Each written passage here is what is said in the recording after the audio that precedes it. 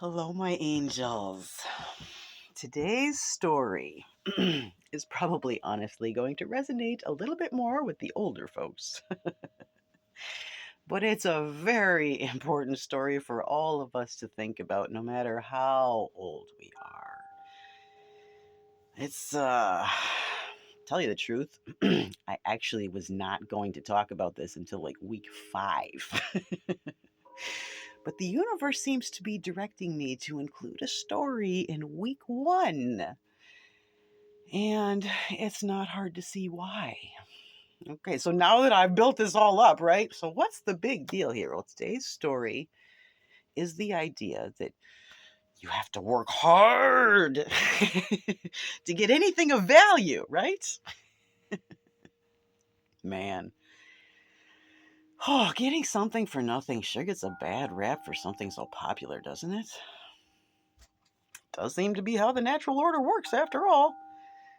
The real trouble is, any words can be used to paint two opposite pictures. Let me show you what I mean. Things that take a longer time to build don't come as easily, that's true.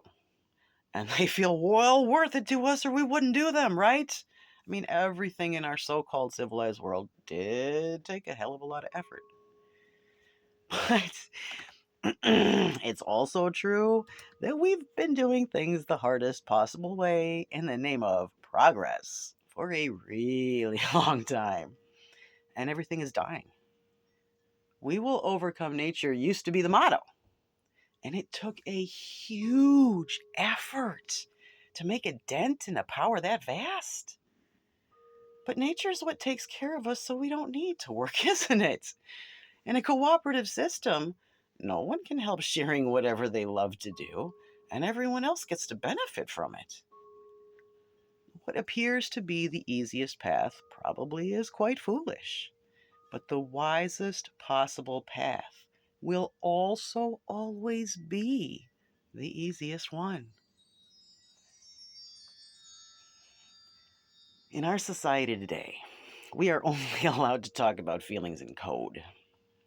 And a highly dysfunctional and extremely specific code at that.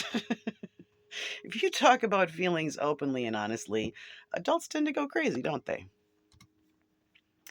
But wisdom doesn't come from knowing facts.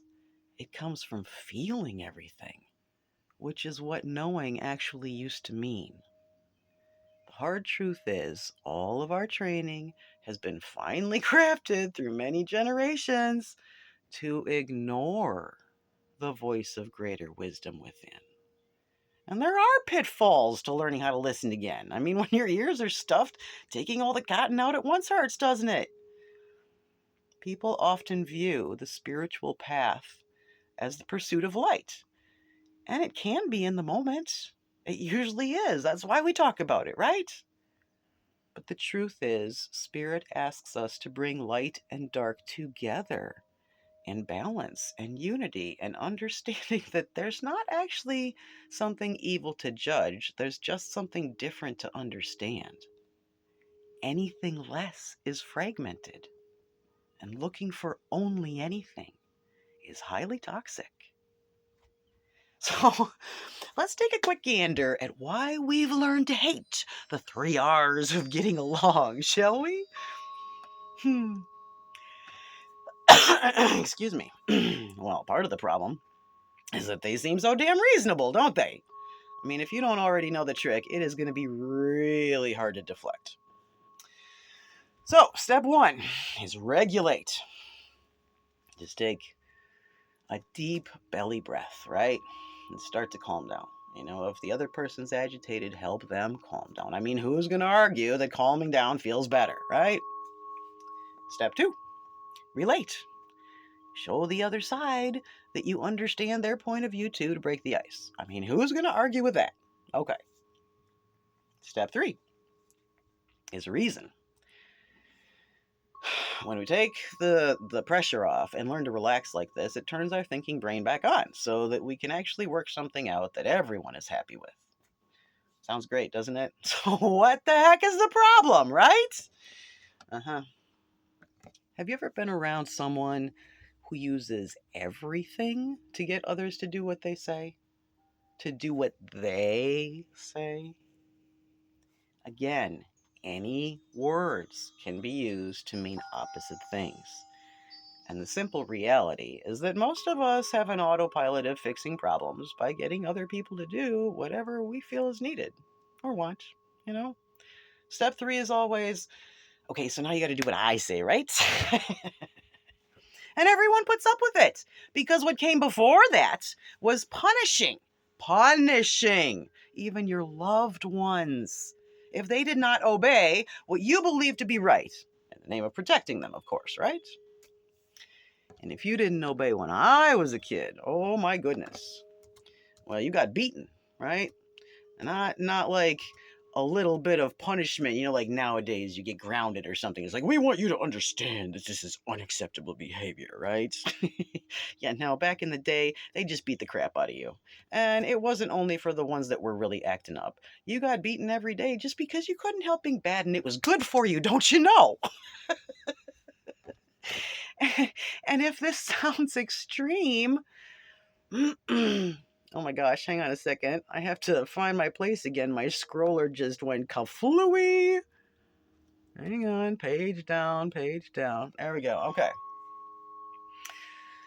So, yeah, not just for the bad kids, right?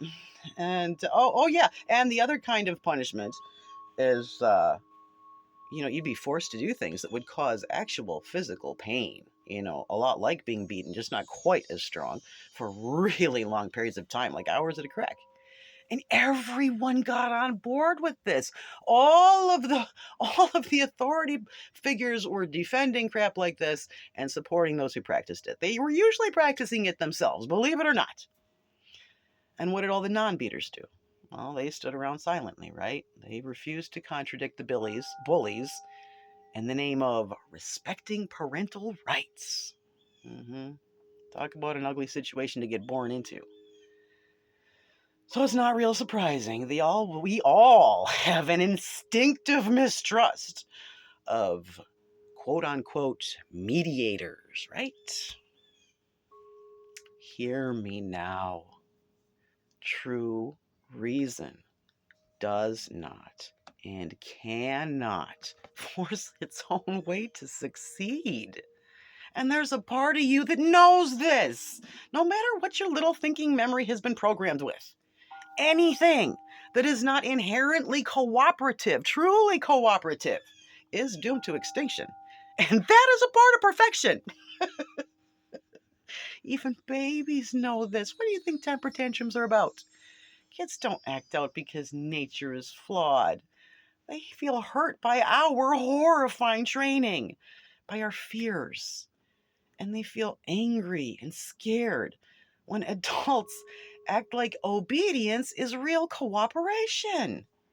It never has been. It just gets rewarded. Most effective lies are 99% truth. An absence of any possibility of conflict is not heavenly perfection. It's actually the slavery of hell, where you're never allowed to make any choices at all. The only thing that really is hard work is fighting our own divine nature. Let's base civilized life on natural support instead of unnatural requirements. So that's it for today's story. But I do have a little PS. If you're liking this so far, sign up to get officially certified and help put this in schools and care homes. It's a lot easier now. There's only 13 slides instead of 31. This sign up is actually a really perfect example of how we work the hardest on the crap we don't even end up using. But that's exactly how we learn to make it easy, isn't it? So you can click on the little sign up link in the comments below for the easy one that no longer requires anything. Namaste, my angel. I honor the divine within you.